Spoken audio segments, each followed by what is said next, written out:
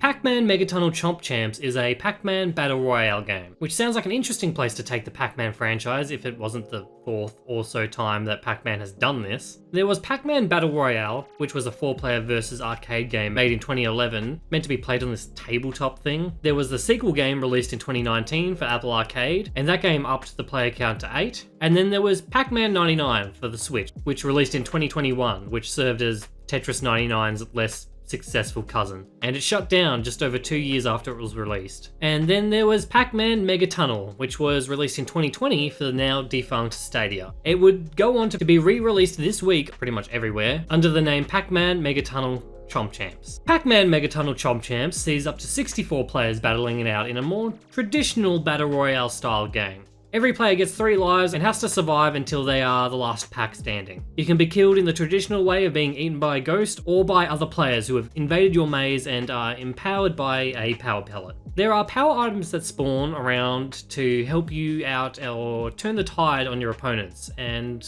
that is pretty much all there is to this game. It's pretty straightforward and simple gameplay can be good. I'd be lying if I didn't say the game is fun, because it is fun.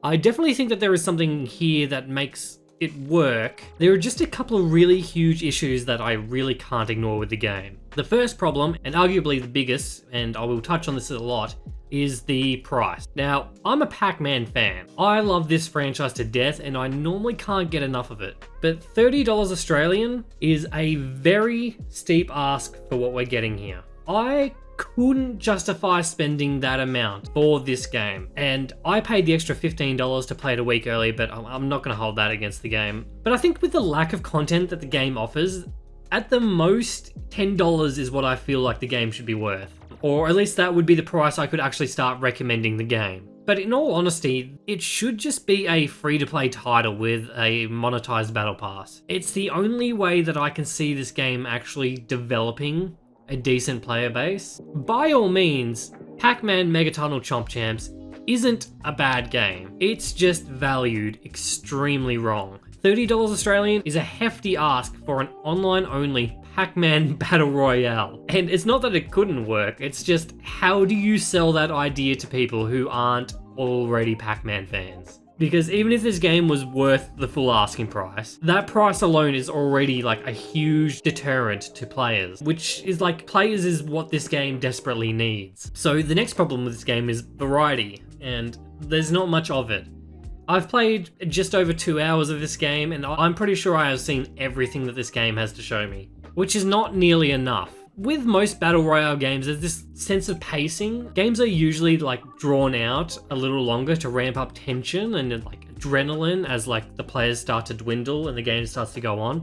And it gives you that huge adrenaline rush as you win the game. But this game just doesn't have that kind of pacing. There have been more than a few times that I've won a game and I had no idea how the other person was eliminated. When the game is over, the screen would just hard cut to the victory or defeat screen if you lost. And it is really just a huge anticlimax. There's no time to really process what's happened before you're just chucked into the queue for the next game. But I will say that like kind of streamlined approach does kind of work to the game's favor in how quick and easy it is to start and get into a new game. I admit I kind of do like. The gameplay of Pac-Man Megatunnel Chomp Champs itself is really solid. There's a couple of bugs here and there, but like nothing game-breaking. I will note that there is a bit of a latency issue. The game is playable with latency, but if you are located like very far outside like these server regions, then the game might just be unplayable for you. I would say probably 200 plus latency would be the cutoff for enjoyment. The game was unplayable on the US servers for me, but it was easily a lot better on the Asia Pacific servers. And due to how like Pac-Man gameplay works, you're able to like hold down a directional key before you like want to go around a corner, and it's pretty forgiving in that regard. So I wasn't really feeling the ping because I can essentially, queue up my inputs. But when it comes to split second like decision making, and that's where I was kind of starting to feel it a bit more. It's not a deal breaker for me, but it's kind of like one of those mounting problems that it makes me look at the price I paid for the game again and make me go, ugh. Moving on to the music in the game, it's pretty good. I noticed that the main menu music was from the Join the Pack 40th anniversary album. Don't ask me why I know that. And also, if you haven't seen the Join the Pack video that Bandai Namco released for the 40th anniversary Pac-Man, that thing is such an acid trip, and it's worth watching like once for just how bizarre it is. I don't have very much bad to say about the music. I would say maybe the developers should kind of reach out to Bandai Namco and see if they can, pull some music from the libraries of the other Pac-Man games. I feel like the Championship Edition game soundtracks would fit very well into this game as well.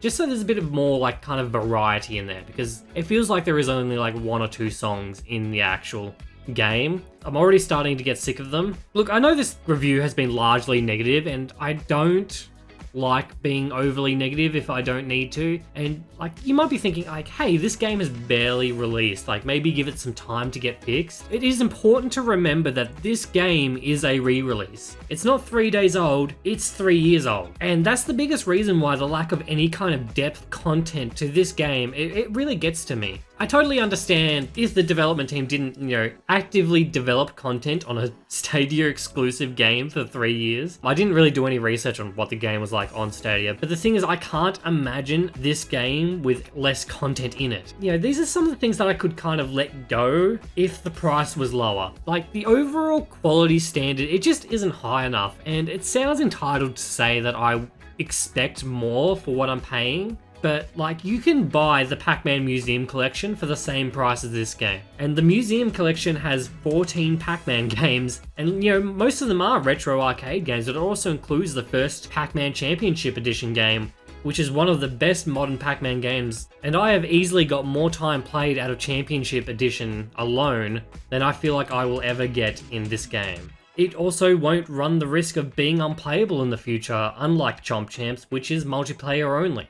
So, in conclusion, it is with a heavy heart that I cannot recommend Pac-Man Mega Tunnel Chomp Champs. And that is the last time that title has come up in the script, so thank fuck I don't have to say that again. It's a mouthful. Look, while this game is fun, I feel like its survival as a multiplayer game, it just has the odds stacked up way too high against it. And it's self-inflicted too, and there are many ways to try and make this game more accessible to general audiences, but I just don't feel like this was the right track to take it. Because I can't see anyone other than a Pac-Man fan buying this game. But even as one myself, I'm not satisfied with the purchase. If we took the price tag out of the equation, then we have a fun but bare bones overall experience. The games are short but sweet, and it's easy to requeue and replay, but its overall lasting power, it feels way too short. And that's just why I cannot, in good conscience, recommend this game. Hey, thank you so much for watching. If you enjoyed this video, please leave a like, and if you're new, please consider subscribing. Yeah, this game was a little bit disappointing. I still think there is some fun to be had here, but, the price. Look, I will see you guys in the next video, where I'm also going to be talking about another Pac-Man game. So, see you then.